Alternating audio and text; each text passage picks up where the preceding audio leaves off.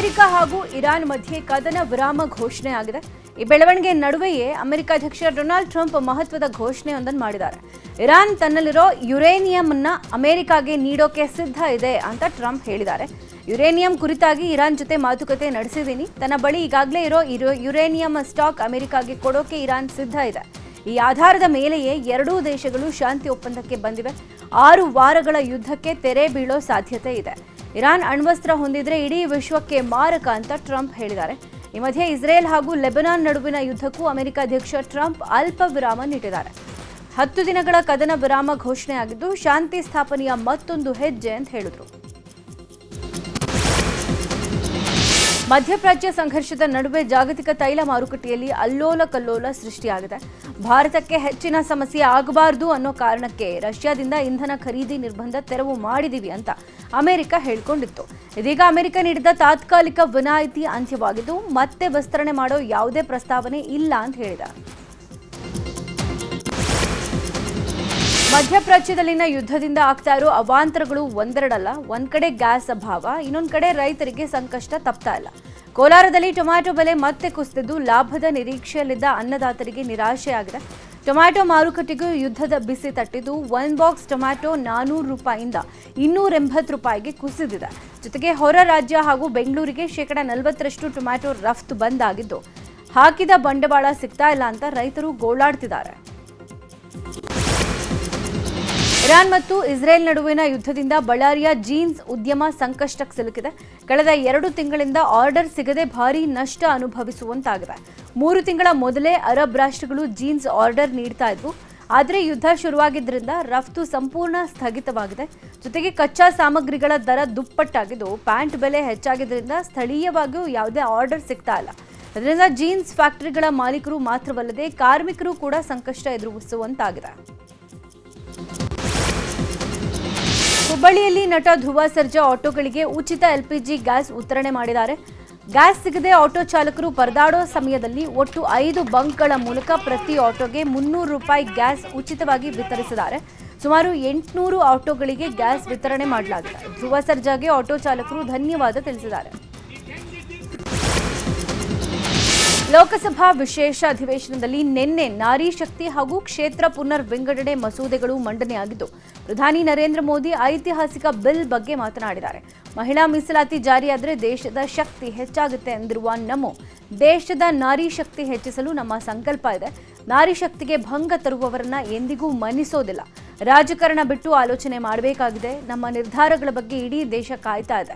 ಚರ್ಚೆ ಮಾಡೋಣ, ಸಲಹೆ ಪಡೆಯೋಣ, ಮಹಿಳೆಯರ ಸಬಲೀಕರಣದ ನಿರ್ಧಾರ ಮಾಡೋಣ ಅಂತ ಹೇಳಿದ್ರು. ಇನ್ನು ವಿಧಾನಸಭೆ ಲೋಕಸಭೆ ಚುನಾವಣೆಗಳಲ್ಲಿ ಮಹಿಳೆಯರಿಗೆ 33% ಮೀಸಲಾತಿ ನೀಡೋ ಸಂಬಂಧ ನಿನ್ನೆ ಬಿಲ್ ಮಂಡನೆಯಾಗಿದೆ. ಮಹಿಳಾ ಮೀಸಲಾತಿ ಮಸೂದೆ ಮಂಡನೆಗೆ 251 ಸದಸ್ಯರು ಸಮ್ಮತಿ ಸೂಚಿಸಿದ್ದು 185 ಸದಸ್ಯರು ವಿರೋಧ ವ್ಯಕ್ತಪಡಿಸಿದ್ದಾರೆ. ಹೀಗಾಗಿ ಮಂಡನೆಗೆ ಬಹುಮತ ವ್ಯಕ್ತವಾಗಿದ್ದು ಇವತ್ತು ಸಂಜೆ 4 ಗಂಟೆಗೆ ನಾರಿ ಶಕ್ತಿ ಮಸೂದೆ ಅಂಗೀಕಾರ ಪಡೆಯೋಕೆ ಮತದಾನ ನಡೆಯಲಿದೆ. ಕೋಲಾರದ ಮಾಲೂರಿನಲ್ಲಿರುವ ಸರ್ಕಾರಿ ಆಸ್ಪತ್ರೆಯಲ್ಲಿ ಅಮಾನವೀಯ ಘಟನೆಯೊಂದು ನಡೆದಿದೆ. ರೋಗಿಯನ್ನ ದಾಖಲಿಸಿಕೊಳ್ಳದ ವೈದ್ಯರು ಸ್ನಾನ ಮಾಡಿಸಿ ನಾಳೆ ಕರ್ಕೊಂಡು ಬನ್ನಿ ಅಂತ ಹೇಳಿದ್ರಂತೆ. ವೈದ್ಯ ಪ್ರಕಾಶ್ ರೋಗಿಯನ್ನ ದಾಖಲಿಸಿಕೊಳ್ಳಲು ನಿರಾಕರಿಸಿದ್ದಾರೆ ಅನ್ನೋ ಆರೋಪ ಕೇಳಿ ಬಂದಿದೆ. ತೀವ್ರ ನಿಶಕ್ತಿಯಿಂದ ಬಳಲ್ತಾ ಇದ್ದ ಗೀತಾ ಅವರನ್ನ ಆಸ್ಪತ್ರೆಗೆ ದಾಖಲಿಸಿಕೊಳ್ಳೋಕೆ ಪೋಷಕರು ಬಂದಿದ್ರು. ರೋಗಿ ಧರಿಸಿದ್ದ ಉಡುಪು ಗಮನಿಸಿದ ವೈದ್ಯರು ಆಕೆಗೆ ಸ್ನಾನ ಮಾಡಿಸಿ ನಾಳೆ ಕರ್ಕೊಂಡು ಬನ್ನಿ ಅಂತ ಹೇಳಿದ್ದಾರೆ. ಸತತ 2 ಗಂಟೆಗಳ ಕಾಲ ಚಿಕಿತ್ಸೆ ಸಿಗದೆ ಆಸ್ಪತ್ರೆ ಹೊರಗೆ ಸ್ಟ್ರೆಚರ್ನಲ್ಲೇ ಗೀತಾ ನರಳಾಡಿದ್ದಾರೆ. ಕೂಡಲೇ ಸ್ಥಳಕ್ಕೆ ಆಗಮಿಸಿದ ಮಾಜಿ ನಗರಸಭೆ ಸದಸ್ಯ ಭಾನುತೇಜ ಆಸ್ಪತ್ರೆ ವೈದ್ಯರೊಂದಿಗೆ ಮಾತುಕತೆ ನಡೆಸಿ ರೋಗಿಗೆ ಬೇಕಾದ ಸೌಲಭ್ಯ ಒದಗಿಸಿ ಕೊಟ್ಟಿದ್ದಾರೆ. ನಿರ್ಲಕ್ಷ್ಯ ತೋರಿದ ವೈದ್ಯರ ವಿರುದ್ಧ ಶಿಸ್ತು ಕ್ರಮ ಕೈಗೊಳ್ಳುವಂತೆ ಭಾನುತೇಜ ಮನವಿ ಮಾಡಿದ್ದಾರೆ.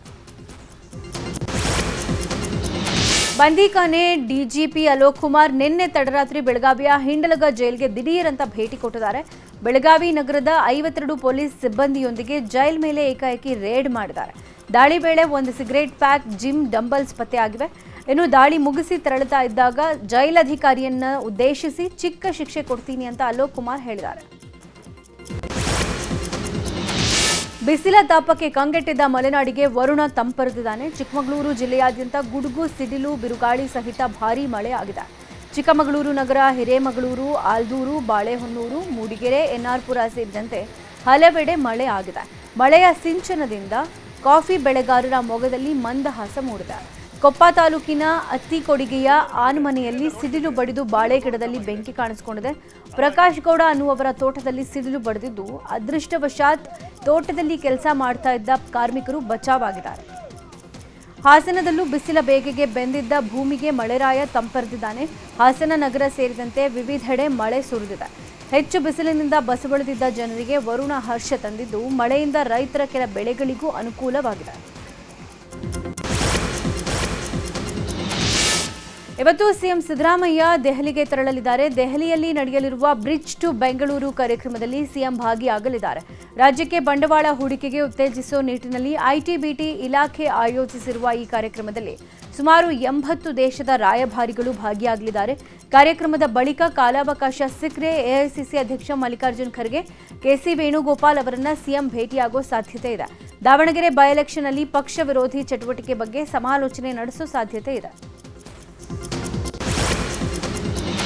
ಪಕ್ಷ ವಿರೋಧಿ ಚಟುವಟಿಕೆಗೆ ಸಂಬಂಧಪಟ್ಟಂತೆ ಕಾಂಗ್ರೆಸ್ ಮುಸ್ಲಿಂ ನಾಯಕರ ನಡುವಿನ ದಾವಣಗೆರೆ ದಂಗಲ್ ದಿನದಿಂದ ದಿನಕ್ಕೆ ತೀವ್ರ ಸ್ವರೂಪ ಪಡ್ಕೊಳ್ತಾ ಇದೆ. ಬೆಂಗಳೂರಿನಲ್ಲಿ ನಡೆದ ಕ್ಯಾಬಿನೆಟ್ ಸಭೆಯಲ್ಲಿ ದಾವಣಗೆರೆ ದಂಗಲ್ ಕಿಡಿ ಹೊತ್ತಿಸಿದೆ. ಮುಸ್ಲಿಂ ನಾಯಕರ ವಿರುದ್ಧ ಕ್ರಮಕ್ಕೆ ಸಚಿವರ ಅಪಸ್ವರ ಎದ್ದಿದ್ದು, ನಜೀರ್ ಅಬ್ದುಲ್ ಜಬ್ಬಾರ್ ಮೇಲಿನ ಕ್ರಮಕ್ಕೆ ವಿರೋಧಿಸಿದ್ದಾರೆ. ಈ ರೀತಿ ಬೆಳವಣಿಗೆಯಿಂದ ಮುಸ್ಲಿಂ ವೋಟ್ ಬ್ಯಾಂಕ್ ಕಳೆದುಕೊಳ್ಳಬೇಕಾಗುತ್ತೆ ಅಂತ ಸಚಿವ ಪ್ರಿಯಾಂಕ್ ಖರ್ಗೆ, ದಿನೇಶ್ ಗುಂಡೂರಾವ್ ಅಭಿಪ್ರಾಯ ವ್ಯಕ್ತಪಡಿಸಿದ್ದಾರೆ. ಇದಕ್ಕೆ ಆಕ್ಷೇಪ ವ್ಯಕ್ತಪಡಿಸಿರೋ ಲಿಂಗಾಯತ ಸಚಿವರು ಪಕ್ಷಕ್ಕಿಂತ ಯಾರೂ ದೊಡ್ಡವರಲ್ಲ ಅಂತ ಹೇಳಿದ್ರು.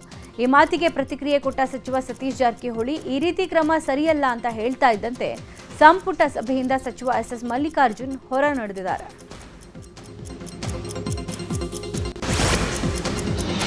ಪಕ್ಷ ವಿರೋಧಿ ಚಟುವಟಿಕೆ ಆರೋಪ ಹಿನ್ನೆಲೆ ಸಚಿವ ಜಮೀರ್ ಅಹಮದ್ ಖಾನ್ ಮಂತ್ರಿಗಿರಿ ಮೇಲೆ ತೂಗುಗತ್ತಿ ನೇತಾಡ್ತಾ ಇದೆ.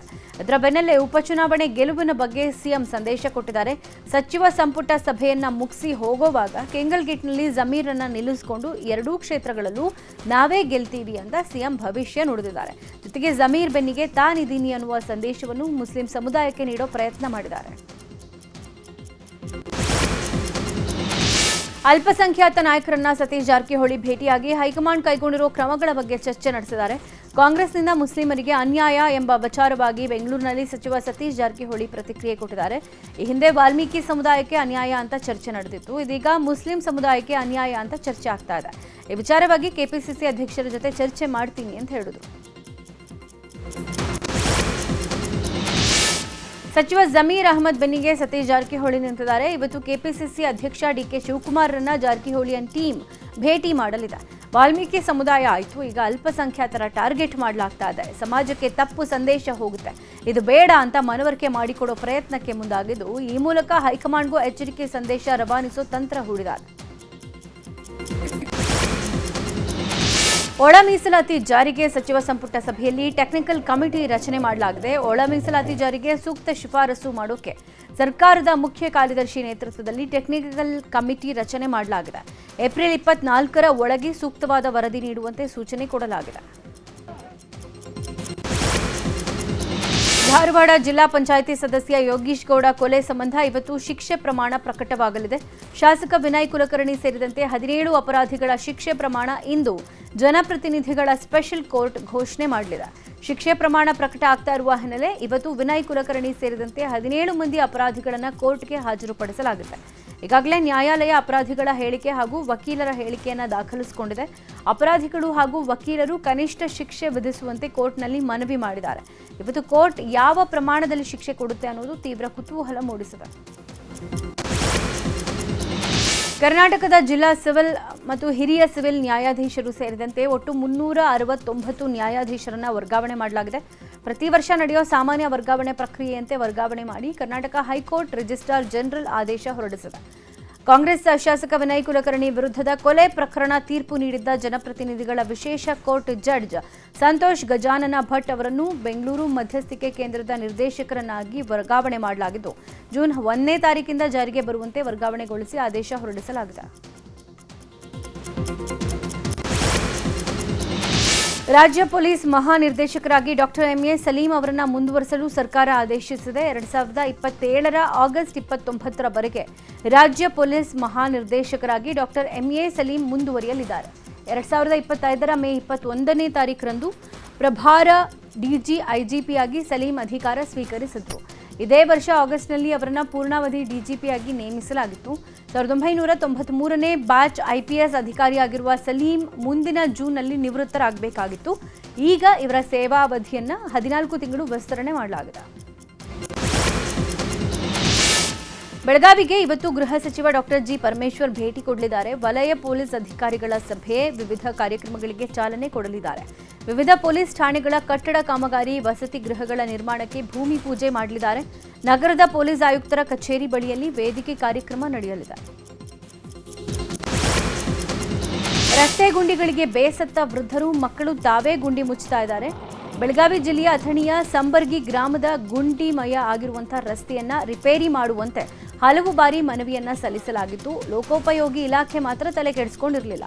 ಹೀಗಾಗಿ ವೃದ್ಧರು ಹಾಗೂ ಪುಟ್ಟ ಮಕ್ಕಳೇ ಮಣ್ಣು ಕಲ್ಲು ಹಾಕಿ ಗುಂಡಿಗಳನ್ನು ಮುಚ್ಚಿದ್ದಾರೆ. ಈ ವಿಡಿಯೋ ಸಾಮಾಜಿಕ ಜಾಲತಾಣಗಳಲ್ಲಿ ವೈರಲ್ ಆಗಿದ್ದು, ಲೋಕೋಪಯೋಗಿ ಇಲಾಖೆ ವಿರುದ್ಧ ಜನ ಆಕ್ರೋಶ ಹೊರಹಾಕಿದ್ದಾರೆ. ಯಾದಗಿರಿ ಜಿಲ್ಲೆಯಲ್ಲಿ ಅಂದರ್ ಬಾಹರ್ ದಂಧೆ ಎಗ್ಗಿಲ್ಲದೆ ನಡೀತಾ ಇದೆ. ಕಿಲನ್ಕೇರಾ ಗ್ರಾಮದ ತಾಯಪ್ಪ ಅನ್ನುವವರು ಜಮೀನಿನಲ್ಲಿ ಇಸ್ಪೀಟ್ ಅಡ್ಡೆ ನಡೆಸುತ್ತಿದ್ದಾರೆ ಅನ್ನೋ ಆರೋಪ ಕೇಳಿಬಂದಿದೆ.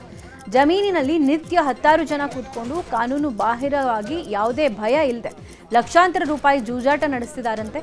ಅಕ್ರಮ ಜೂಜಾಟದಲ್ಲಿ ಪಾಲ್ಗೊಳ್ಳೋರಿಗೆ ಎಲ್ಲಾ ರೀತಿಯ ವ್ಯವಸ್ಥೆ ಕೂಡ ಮಾಡಲಾಗ್ತಾ ಇದೆ. ಅಕ್ರಮ ದಂಧೆಗೆ ಕಡಿವಾಣ ಹಾಕಬೇಕಾದ ಪೊಲೀಸರೇ ಸೈಲೆಂಟ್ ಆಗಿದ್ದು, ಸ್ಥಳೀಯರು ಆಕ್ರೋಶ ಹೊರಹಾಕಿದ್ದಾರೆ. ರಾಸಾಯನಿಕ ತುಂಬಿದ್ದ ಟ್ಯಾಂಕರ್ ಬ್ಲಾಸ್ಟ್ ಆಗಿ ಹೊತ್ತಿ ಉರಿದಿರೋ ಘಟನೆ ಉತ್ತರ ಕನ್ನಡ ಜಿಲ್ಲೆ ಅಂಕೋಲಾ ತಾಲೂಕಿನ ಕಂಚಿನ ಬಾಗಿಲು ಬಳಿ ನಡೆದಿದೆ. ಏಕಾಏಕಿ ಟ್ಯಾಂಕರ್ ಬ್ಲಾಸ್ಟ್ ಆಗಿದ್ದು ಧಗಧಗನೆ ಹೊತ್ತಿ ಉರಿದಿದೆ. ಈ ಅವಘಡದಲ್ಲಿ ಚಾಲಕನಿಗೆ ಸುಟ್ಟ ಗಾಯಗಳಾಗಿದ್ದು ಆಸ್ಪತ್ರೆಗೆ ದಾಖಲಾಗಿದ್ದಾರೆ. ಅಗ್ನಿಶಾಮಕ ಸಿಬ್ಬಂದಿ ಬೆಂಕಿಯನ್ನ ನಂದಿಸಿದ್ರು. ರಾಷ್ಟ್ರೀಯ ಹೆದ್ದಾರಿಯಲ್ಲಿ ಈ ಅಪಘಾತ ಸಂಭವಿಸಿದ್ದು ಕೆಲಕಾಲ ಟ್ರಾಫಿಕ್ ಜಾಮ್ ಉಂಟಾಗಿತ್ತು. ಬೆಂಗಳೂರು ಹವಾಮಾನ ಶೃಂಗಸಭೆಯ ಲೋಗೋ ಮತ್ತು ಅಧಿಕೃತ ವೆಬ್ಸೈಟ್ ಅನ್ನು ಉಪಮುಖ್ಯಮಂತ್ರಿ DK ಶಿವಕುಮಾರ್ ಬಿಡುಗಡೆ ಮಾಡಿದ್ದಾರೆ. ಈ ಶೃಂಗಸಭೆ ಬೆಂಗಳೂರಿನಲ್ಲಿ ನಡೆಯಲಿದ್ದು, ಹವಾಮಾನ ಬದಲಾವಣೆ, ಪರಿಸರ ಸಂರಕ್ಷಣೆ ಮತ್ತು ಶಾಶ್ವತ ಅಭಿವೃದ್ಧಿ ಕುರಿತಂತೆ ಜಾಗತಿಕ ಮಟ್ಟದ ಚರ್ಚೆಗಳಿಗೆ ವೇದಿಕೆ ಒದಗಿಸುತ್ತೆ. ವಿಧಾನಸೌಧದಲ್ಲಿ ಶೃಂಗಸಭೆಯ ಮೇಲ್ವಿಚಾರಕ ವಿನಯ್ ಶಿಂಧೆ ಅವರೊಂದಿಗೆ ಈ ಲೋಗೋ ಅನಾವರಣಗೊಳಿಸಲಾಯಿತು. ಜೂನ್ 4 ಮತ್ತು 5ರಂದು ವಿಶ್ವ ಪರಿಸರ ದಿನದಂದು ನಡೆಯುವ ಈ ಶೃಂಗಸಭೆಯಲ್ಲಿ 1 ಲಕ್ಷಕ್ಕೂ ಹೆಚ್ಚು ಜನ ಪಾಲ್ಗೊಳ್ಳಲಿದ್ದಾರೆ. ಈ ವೇಳೆ ಮಾತನಾಡಿದ DKಶಿ CMR ಗ್ರೂಪ್ನ ಅಧ್ಯಕ್ಷ KC ರಾಮಮೂರ್ತಿ ಅವರಿಗೆ ಅಭಿನಂದನೆ ಸಲ್ಲಿಸಿದರು. IPL ಕ್ರಿಕೆಟ್ ಟೂರ್ನಿಯ ಟಿಕೆಟ್ಗಳನ್ನು ದುಪ್ಪಟ್ಟು ಬೆಲೆಗೆ ಮಾರಾಟ ಮಾಡ್ತಾ ಇದ್ದ ವ್ಯಕ್ತಿಯನ್ನ ಸಿಸಿಬಿ ಪೊಲೀಸರು ಬಂಧಿಸಿದ್ದಾರೆ. ಹೋಟೆಲ್ ಸಿಬ್ಬಂದಿ ಚಂದ್ರಶೇಖರ್ ಎಂಬಾತನನ್ನ ಬಂಧಿಸಿದ್ದು, ಬೆಂಗಳೂರಿನಲ್ಲಿ ನಡೆದ ಮೊದಲ ಮ್ಯಾಚ್ನಲ್ಲೇ 81 ಟಿಕೆಟ್ ಮಾರಾಟವಾಗಿತ್ತು. ನಂತರ RCB ಹಾಗೂ LSG ಪಂದ್ಯದ ವೇಳೆ 100 ಟಿಕೆಟ್ ಮಾರಾಟವಾಗಿದ್ದು, ಇದರ ತನಿಖೆಗಳಿಂದ ಪೊಲೀಸರು ಆಪರೇಷನ್ ಶುರು ಮಾಡಿದ್ರು. ಈ ವೇಳೆ ಟಿಕೆಟ್ ಮಾರ್ತಾ ಇದ್ದ ಚಂದ್ರಶೇಖರನನ್ನ ಪೊಲೀಸರು ಅರೆಸ್ಟ್ ಮಾಡಿದ್ದು ವಿಚಾರಣೆಯನ್ನ ಮುಂದುವರೆಸಿದ್ದಾರೆ. IPL 19ನೇ ಆವೃತ್ತಿಯ 25ನೇ ಪಂದ್ಯದಲ್ಲಿ ಗುಜರಾತ್ ಟೈಟನ್ಸ್ ಹಾಗೂ ಕೋಲ್ಕತಾ ನೈಟ್ ರೈಡರ್ಸ್ ತಂಡಗಳು ಮುಖಾಮುಖಿಯಾಗಲಿವೆ. ಗುಜರಾತ್ನ ಅಹಮದಾಬಾದ್ ಸ್ಟೇಡಿಯಂನಲ್ಲಿ ಪಂದ್ಯ ನಡೆಯಲಿದೆ. ಗುಜರಾತ್ ಆಡಿರೋ 4 ಪಂದ್ಯಗಳಲ್ಲಿ 2 ಮಾತ್ರ ಗೆಲುವು ದಾಖಲಿಸಿದ್ದು ಅಂಕಪಟ್ಟಿಯಲ್ಲಿ 6ನೇ ಸ್ಥಾನದಲ್ಲಿದೆ. ಇನ್ನು ಕೋಲ್ಕತಾ ಈ ಆವೃತ್ತಿಯಲ್ಲಿ ಕಳಪೆ ಪ್ರದರ್ಶನ ನೀಡಿದ್ದು, ಆಡಿರೋ 5 ಪಂದ್ಯಗಳ ಪೈಕಿ 4 ಪಂದ್ಯಗಳಲ್ಲಿ ಸೋಲು ಕಂಡಿದ್ದು, 1 ಪಂದ್ಯ ಮಳೆಯಿಂದ ರದ್ದಾಗಿದೆ. ಅಂಕಪಟ್ಟಿಯಲ್ಲಿ ಕೊನೆಯ ಸ್ಥಾನದಲ್ಲಿದೆ. ನಿನ್ನೆ ಮುಂಬೈನ ವಾಂಖೆಡೆಯಲ್ಲಿ ನಡೆದ ಮ್ಯಾಚ್ನಲ್ಲಿ ಪಂಜಾಬ್ ಕಿಂಗ್ಸ್ ತಂಡ ಭರ್ಜರಿ ಗೆಲುವು ಸಾಧಿಸಿದೆ. ಟಾಸ್ ಸೋತು ಬ್ಯಾಟಿಂಗ್ ಮಾಡಿದ ಮುಂಬೈ ಇಂಡಿಯನ್ಸ್ 20 ಓವರ್ಗಳಲ್ಲಿ 6 ವಿಕೆಟ್ ನಷ್ಟಕ್ಕೆ 195 ರನ್ ಗಳಿಸಿತ್ತು. ಈ ಗುರಿ ಬೆನ್ನತ್ತಿದ ಪಂಜಾಬ್ ಕಿಂಗ್ಸ್ 17ನೇ ಓವರ್ನಲ್ಲಿ 3 ವಿಕೆಟ್ ನಷ್ಟಕ್ಕೆ ಜಯಭೇರಿ ಬಾರಿಸಿದೆ. ಮುಂಬೈ ಟೀಮ್ ಆಡಿರೋ 5 ಪಂದ್ಯಗಳ ಪೈಕಿ 4ರಲ್ಲಿ ಸೋಲು ಕಂಡಿದ್ದು ಅಂಕಪಟ್ಟಿಯಲ್ಲಿ 9ನೇ ಸ್ಥಾನದಲ್ಲಿದೆ. ಇನ್ನು ಕ್ವಿಂಟನ್ ಡಿಕಾಕ್ ನಿನ್ನೆ ಶತಕ ಸಿಡಿಸಿ ಮಿಂಚಿದ್ದಾರೆ. ಆಟೋಗಳಿಗೆ LPG ಸಿಗ್ತಾ ಇಲ್ಲ ಅಂತ ಆಟೋ ಸಾರಥಿಗಳು ಸಂಕಷ್ಟದಲ್ಲಿದ್ದಾರೆ. ತಮ್ಮನ್ನೇ ನಂಬಿರೋ ತಮ್ಮ ಕುಟುಂಬದವರನ್ನ ಹೇಗೆ ಸಾಕೋದು ಅನ್ನೋ ಆತಂಕದಲ್ಲಿದ್ದಾರೆ ಅಂತ ಆಟೋ ಡ್ರೈವರ್ಗಳಿಗೆ ನಟಿ ರಚಿತಾ ರಾಮ್ ಅಭಯ ನೀಡಿದ್ದಾರೆ. ತಮ್ಮ ತಂಡದ ಮೂಲಕ ಅವಶ್ಯಕತೆ ಇರೋರಿಗೆ ರೇಷನ್ ಕಿಟ್ ತಲುಪಿಸೋ ವ್ಯವಸ್ಥೆ ಮಾಡಿದ್ದಾರೆ. ಬಾಲಿವುಡ್ ನಟ ಸಲ್ಮಾನ್ ಖಾನ್, ದಕ್ಷಿಣದ ಲೇಡಿ ಸೂಪರ್ ಸ್ಟಾರ್ ನಯನತಾರಾ ಇದೇ ಮೊದಲ ಬಾರಿಗೆ ಒಟ್ಟಿಗೆ ನಟಿಸ್ತಾ ಇದ್ದಾರೆ. ಇನ್ನು ಹೆಸರಿಡದ ಈ ಸಿನಿಮಾಗೆ ವಂಶಿ ಪೈಡಿಪಲ್ಲಿ ಆಕ್ಷನ್ ಕಟ್ ಹೇಳ್ತಾ ಇದ್ದಾರೆ. ನಾಳೆಯಿಂದ ಮುಂಬೈನಲ್ಲಿ ಈ ಸಿನಿಮಾ ಶೂಟಿಂಗ್ ಶುರುವಾಗಲಿದೆ. ಮೊದಲಿಗೆ ವಿಂಟೇಜ್ ಹಾಡಿನ ಚಿತ್ರೀಕರಣದ ಮೂಲಕ ಶೂಟಿಂಗ್ ಶುರು ಆಗ್ತಾ ಇದ್ದು, ಸಲ್ಲು ಹಾಗೂ ನಯನ ಡ್ಯುಯೆಟ್ ಹಾಡೋಕೆ ಸಜ್ಜಾಗಿದ್ದಾರೆ.